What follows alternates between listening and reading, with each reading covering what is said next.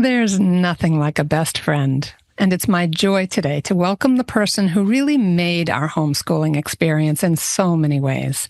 Stay tuned to meet my best friend in homeschooling and beyond, Annette Scarpa.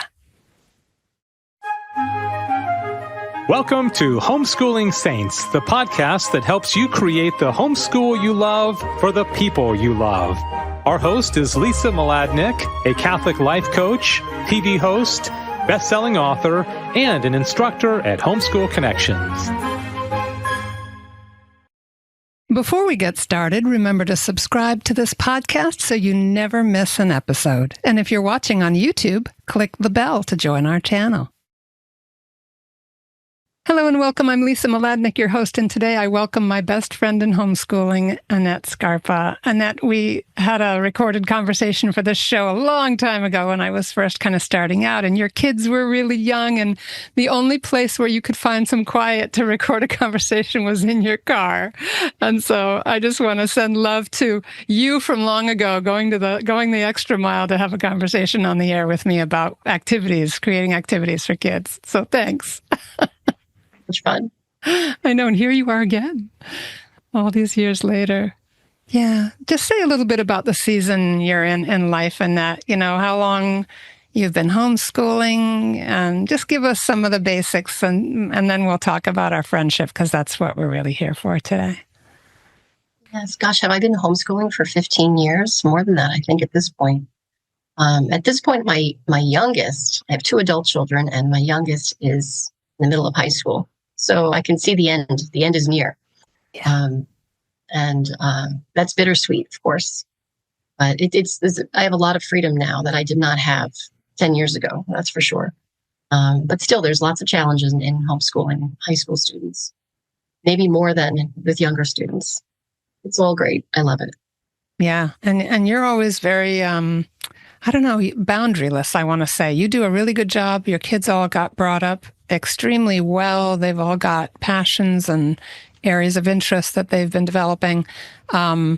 But there also seem to be no boundaries. You would try all sorts of things and always inspired me. And you had this is why we talked about it, creating activities for our kids and for other kids, is because you're a genius at it.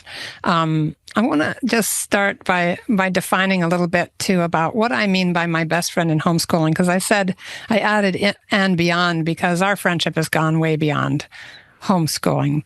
But what's important about this topic to you, Annette? Oh, a best friend that's the person that you're going to, think of first when you have good news or bad news, the person that you want to share that you're going to invite to everything that you do as a homeschooler, for sure. The person that you are praying for and they're, asking them to pray for you.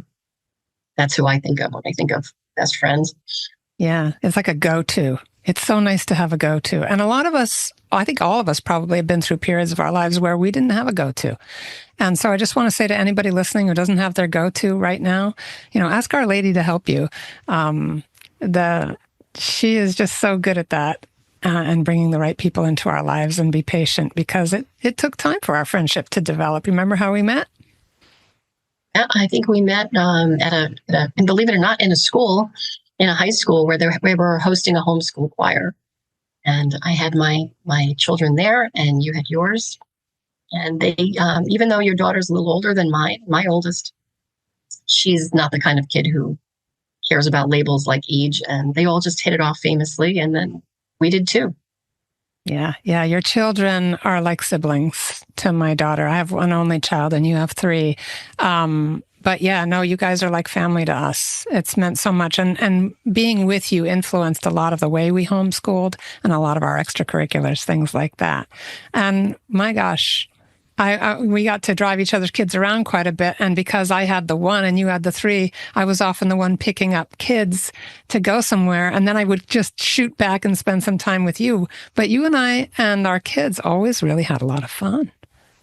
Fun. That's the first reason to have a best friend in homeschooling, right?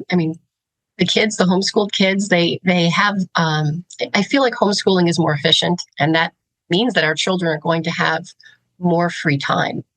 And what better way to spend your free time than having fun, right? So they can have long blocks of time to spend with each other, which means that we can have long blocks of time to socialize when they're, having fun, climbing trees and digging holes and whatever they're doing. And, we're having a cup of tea. Yeah. It's not just, I don't just have to go clean the bathroom or something. When the kids are off playing, we can have a good time and plan and pray and do other things. It's great. Yeah. Yeah. So many times when the kids are in activities, we're doing other things, or we're helping facilitate. You helped facilitate a lot of fun in your home. Oh gosh, choir and Shakespeare plays and so many other things. What were some of your favorite fun moments with homeschooling? So many things that our kids did together. I can't even remember them all, but I do remember like certain things, like they took a Spanish class together at our kitchen table for a very long time, which helped us, helped us both afford that because we could chip in for the tutor. We had an art class here, but I think the very best one of all was the plays that we would put on every year. And that was, you can't have a large scale teamwork activity like a play without other kids. And so you need to collaborate with other parents when you're homeschooling to do that. And it's a great way to have continuity for the students, but also, we can make sure that these activities always stay wholesome. And it's a team also of parents who are helping put on, making sure it all happens. And Yeah. With the inevitable frictions and having to set policies as we go to make sure things go well and having the kids watch that negotiation. And then one of the things that I especially credit you with, Annette, because I was such a nervous, had my daughter late in life. She was my only, everything was for the first time. And you were a little more seasoned and also your temperament is more laid back, which is so helpful to me. I'm wound so tight. But you gave my daughter, I'm just not saying her name because she prefers her privacy, everyone, so if it sounds awkward, you gave her opportunities that I wouldn't have given her so young. Big roles in Shakespeare, and then directing and helping to cast plays very young. You moved kids along like you believed in them. And so that's what I mean by this sense of limitlessness or boundarylessness about the way you homeschool and the way you affect other people, because you gave our kids amazing opportunities. That's also possible because these are your friends' children, so you know them. They're not just children who walk in one day and they read some lines for you. You actually know who they are, and you know their strengths and weaknesses. You've observed them over time, and with how their parents feel about certain things and how they'd like to be involved. Their level of involvement and commitment, it can all be put together better, I feel like, when you work with your friends. Yeah, 100%. That's such a great point that we know them, because there's two boys I can think of offhand, your oldest son and one other boy, who got a lot of the big lead roles. It's usually harder to find the boys who can really handle all the language of Shakespeare. And these two boys could memorize huge, long speeches and deliver it well and do a really good acting job. But they would always be saying, "Oh, I hate this. I don't want to do this." And then they would get out on stage and knock it out of the park. They were so funny, but you could see right through it. You were like, "No, you're good at this. You're doing it." There was no escaping you. I think also kids love a challenge, and some kids, they all love a challenge, but some like a bigger challenge than others, so that's the beauty of working with the same children, and they're your friends' children, and you know who they are. And then you have a relationship with them ongoing too. It's not just something they come into your life and then they're gone. I've known these same children for such a long time. Yeah. Some 6-year-old friends are now in my son's, his wedding party. Oh, isn't that amazing? Yeah. Yeah. And you mentioned collaboration too. I've noticed our kids have gotten to be good at collaborating and leading as a result of a lot of those experiences. Like my daughter you invited her to teach in the co-op when she was in high school. So she was teaching a writing group for younger kids, just getting together and having writing prompts and having a good time reading it aloud. And then a little play group where they actually did some acting exercises. She had so much fun. It was such a confidence builder for her to realize that she could do those things. And so she got to collaborate in a lot of ways with the kids that she was leading, but also with the parents in some instances, just arranging performances and things like that. But say a little bit more about collaboration, because I feel like you have an instinct for that, for inviting, for kind of having a sense of timing and what people really want and need. Could you say a little bit about what that's like for you? How do you come up with, these opportunities? Well, I mean, I think one of the things I do is I think about what does my family need in our homeschool, and then I speak to my friends and I ask them what do their families need? What are they hoping to get out of homeschooling? What do their children need to develop? What are their children good at? And then just somehow in the back of my mind, I try to put things together and make it all click for everybody as best I can. Nothing is ever perfect, but that's how I get my inspiration for putting together educational opportunities. If I didn't have friends and my friends weren't telling me their needs and they're telling me about their children and I didn't know their children, it would be much harder. It wouldn't work the same way. Yeah. No, it's really true. And yours is one of those houses that we all kind of love. It was, the door's always open. There's always something on the stove. I can't even count the number of times you fed us. There was always something really yummy in the air, but just a relaxed sense of all are welcome. And so lots of people were always kind of coming and going from your home. It was just a place of such welcome where you could have the relaxed conversations where people would tell you what they were missing in their homeschool experience, what they needed, the support they didn't have. And so you provided not just homeschooling support a lot of times, but I feel like just a kind of safe and happy place for us to be where we felt supported too. Very nice for you to spin it that way. I think of it as, my friends were so good in supporting me, so many times especially hundreds of rides my kids got to go different places because homeschooling really is car schooling, let's face it. And I can't bilocate yet. So with 3 children going to be different places at different times, I need help, so sometimes I need to help driving people different places. And you were always ready and willing and able to do that, which is why you'd be here sometimes so we could talk. It was great. It's really this friends are helping each other. That's why you need friends. Yeah. Oh, yeah. Those were such fun times too, Annette. That red Passat that we had at that time that put on 1,000,000 miles all over Long Island. Several years after we stopped homeschooling, a big, huge, the size of a tree, a gigantic branch fell from a gigantic maple and crushed that car. And so we took it to a place hoping it could be salvaged. And the day the guy told us, invited us back to get his diagnosis of the car, and Charlie and I are standing there in front of it, and he's saying, "It's totaled. I'm sorry, we can't save it."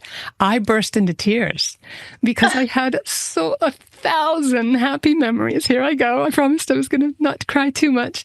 Well, not really. But I had so many happy memories of your kids and Teresa, what my father used to call skylarking, just goofing off and telling wild stories and challenging each other and sometimes borderline getting into a fight, but grinning ear to ear. They were so funny. And I would just drive them from place to place with all this hilarity going on in the back seat. And so I have a lot of really tender memories of these young adults who are either now training for professions or are in professions, who are beautiful young people. They're amazing adults. But oh my gosh, the sweetness of being able to be around your kids all the time, just to see them grow up was amazing. Good times, Lisa.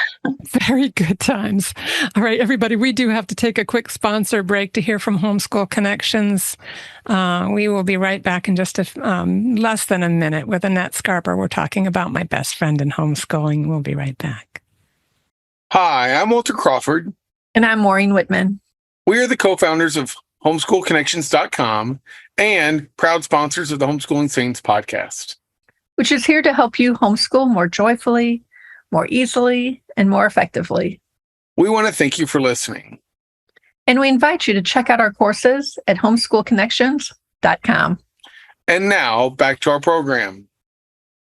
All right, we're back with Annette Scarpa, my best friend in homeschooling, and having such an interesting conversation. I want to come back to the topic of giving support to each other, because you've always been so supportive of us. Could you say a little bit about what you notice about how we support each other? Well, when you're homeschooling, the world is your school. It's not like there's some central newsletter of every course and resource and opportunity for all the kids. So, we're all exposed to, and we all hear about different educational things. And, when you have best friend, they are looking out for your interests. They'll hear of something that maybe their own family it's not for them, but they'll text you and they'll be like, oh, your kids might love this and you should check this out. And so you've got a lot of feelers out there when you have friends, and it's very, very helpful in homeschooling to have that, because there's so many things happening all over all the time. You can't keep on top of it. And we all have our different, vectors of information. So. Yes. And there have been a lot of things like that where we've been able to kind of put something on each other's radar and just open up a door that's useful to each other's kids. I love that. Yeah. You also had mentioned, we were talking before we hit record, Annette, the idea of safe harbors. Tell me what you mean by a safe harbor. Well, in homeschooling, and of course in life in general, their troubles are always going to find you at some point. No one's going to escape that. And it's so important for your own mental health to have a person to confide in when something goes a little off course. That's what best friends are for. That's for sharing the joys and the joys and the horrors of life sometimes. Yeah. But also, when you get to know, when you have a good friend and you get to know their children, sometimes they'll come to you. Your children will go to them. And it's so comforting to know that when my children are getting advice from you, that this is, I don't even have to know what it is, but I know I can trust that advice. It's good. You're a trustworthy person who's going to always steer them well. And I don't have to know what's being said. I just know that that's going to happen. And it's very comforting, because there's so many bad influences in the world, and you're not one of them. Thanks be to God, by God's grace. Yeah, I used to refer to you sometimes as, another mother for my daughter when she went through the teen years and she was doing that natural breaking away thing. The two of you were still able to just hug and be super palsy when you would see each other and things like that, like things that had gotten a little bit, less automatic with us. It's not that it had fallen apart at that point or anything like that. We did have a difficult year or two later, but that meant a lot to me, what you were just describing. Like, I knew when she was with you, she knew she was loved by a good person who cared about her development as a person of faith, about her morals, about her education. There just wasn't any area that I didn't feel safe having you be there. And same with your husband. Like, when she was in your home, if I wasn't around, your husband, your children, it is incredibly reassuring to have an island of sanity where you can extend your family. and very much as a mother of an only child, the siblings and that extra home with all our relatives are all long distance. We really didn't have any family in the area. And it had been a long time since I'd had a best friend, a very long time. So this was a great gift and a fulfillment of a deep wish that I had and did not see coming. I want to come back to where we met just for a moment, because Annette, you were like sunshine coming my way. I just had been used to not really having a best friend and just being friendly with a lot of people. And somehow you just were so warm and so friendly to me that we ended up just doing things together. Like, if the kids were in choir, we could take off and go run an errand together or something like that. And the gradual process of getting to know each other. So I really appreciate you. I feel like, or at least I remember it, that you took the initiative, which meant a lot to me. It felt good to feel so welcomed and to have somebody, take the initiative to become friends, to start that process. Yeah. That's so sweet to hear that. Yeah. And, have always, I've always valued my friends since I was very young, because I was the only girl in a family of two boys. And we also did not have any family really growing up here. All of my relatives live in another country. And so I've always valued friendships tremendously because it's, that's what's gotten me this far, Mm-hmm. Yeah, yeah. Yeah, and some of what got us through, you talked about safe harbors being, the place that you can be when things aren't so good, when you can share your successes and your joys, but you can also share the hard things. At a certain point, I can't remember if it was because I came home from a conference or something and I had, rosaries that I bought or something like that, but you and I started to pray the rosary together when the kids were actually very young. And I know that was Our Lady in a way, like you ask Our Lady for a best friend. At a certain point, it became a Marian friendship. What was that? What do you remember about that? I feel like at least half the rosaries that I own, I got from you. I went to a lot of conferences in those days. But I mean, this is the most important thing, right? Because when you have any difficulties in life at all, you can ask your best friends to pray for you, and you can count on them to follow through, and they will also pray with you. But it's no small gift to be on someone's heart and mind, and that your intentions are brought to God through that other person. And of course, praying together, is invaluable, right? For where 2 or 3 are gathered in my name, I'm there. I mean, so Jesus is there when we're praying together. What's better than that? Yeah. And having prayerful friends, it's so important at times of adversity. Like when my father passed away, he was not someone who had many friends. He's a typical guy, his family that was his world. But when he passed away, the church was full at his funeral. It was my mom's friends and my homeschool friends, and their children. They filled up the church, and that meant so much to me. It really did. Yeah, that he was being prayed for, and that there was this, this love. And many people remembered him, of course, but I think they were there to support me. Yes, that's exactly right. Your father was a very dear man. We've talked about this a lot. Both of our fathers were, not that they were unapproachable, but they were very work-minded when they were younger, right? They were providing for their families. They were very single-minded in that way. But when they got to retirement age, got a little older, maybe started to slow down in their energies and things like that, they got more family-centered. They got a little softer, a little more approachable. And so I only knew your dad as a retired gentleman. It was almost hard to imagine him being the hard driving banker. He was so sweet, this lovely European gentleman who was just always so kind and gentle. So I think, yes, you're absolutely right. We showed up for you. There's no question. You're our friend. You were grieving. We felt it too. But a lot of us really loved your dad too. He was a sweet man, and he was in your house a lot. Yeah, he was. Yeah, a beautiful guy. That's great. Yeah. And I'll never forget, too, just getting back to prayer. I used to love it when your youngest, anytime I would come over, he would take one look at me and go, "Pray the rosary." Right? Because he was so used to us praying the rosary together. As soon as he saw me walk in the door, he would say, "Pray the rosary." You had a good influence? Well, I mean, it takes two, to pray a rosary together. And yeah, no, we were into it. And that's beautiful. I'm glad that was the association. That's right. That and Super Flash, I think. Have another snooker of gin. Let's pray the rosary. But anyway, yeah. So that's one of my very, very happy memories. Yes. Well, there's a lot of happy memories. That's the other benefit of having a best friend in homeschooling. My adult children are so grateful for their years of homeschooling, and I think they're going to homeschool themselves when they have children someday. And it's definitely not because of my teaching skills. It's because of the freedom and the unrushed, fun times they had with their friends. And I remember the unrushed fun times with my friends while we were homeschooling. Those long conversations in the car and praying and walks, swims, all those things while my kids were engaged with your kids. Mm-hmm. Yeah.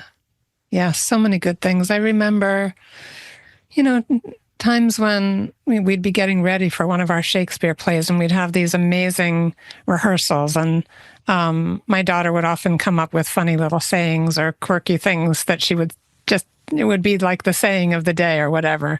At one point, it was just looking at the other kids and meowing. It was total non sequitur, but she could be very silly, and they would all pick up on it. So we would walk in the door to come to rehearsal, and there'd be a room full of teens and tweens, and they'd all look up at her and meow in unison. There were just so many funny memories of, it was a place, being together in your home was always a place where we could be ourselves.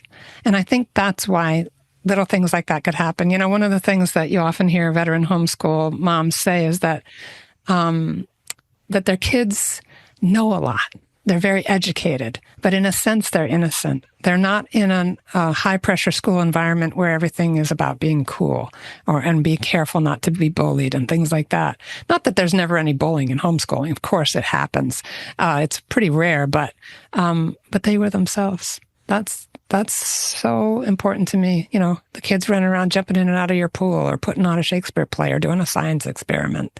They were so themselves. And that was reassuring. And I think for us moms, too, we felt comfortable being ourselves.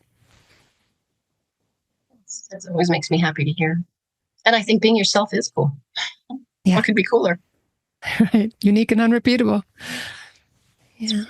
Anything else as we're starting to come near the end of our conversation? There's no rush, but if you had to leave some final thoughts with our listeners, what's there for you?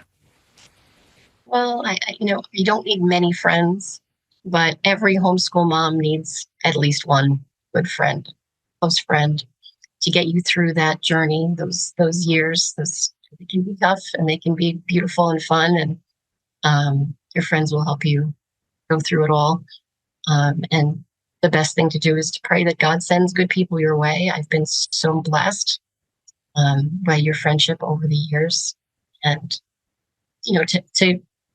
for all of your friends, to keep your friends. It's important to try to always see the best in people rather than focus on anyone's limitations, and pray for them. And I feel like that's the best thing we can do to grow our friendships and add to them.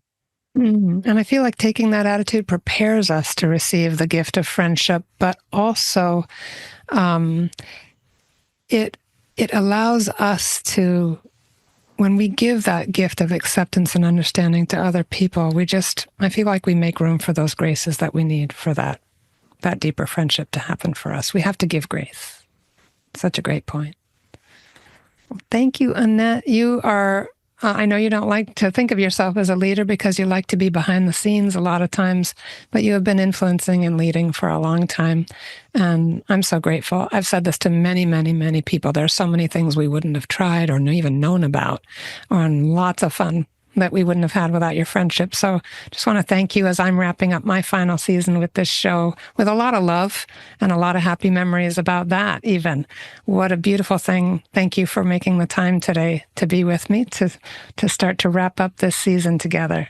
And just very grateful to you. All right.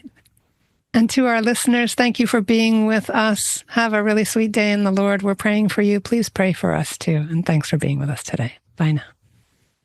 And that's our show for today. Our program is sponsored by homeschoolconnections.com. Be sure to subscribe to Homeschooling Saints and leave us an honest review. God bless you, and thank you for joining us.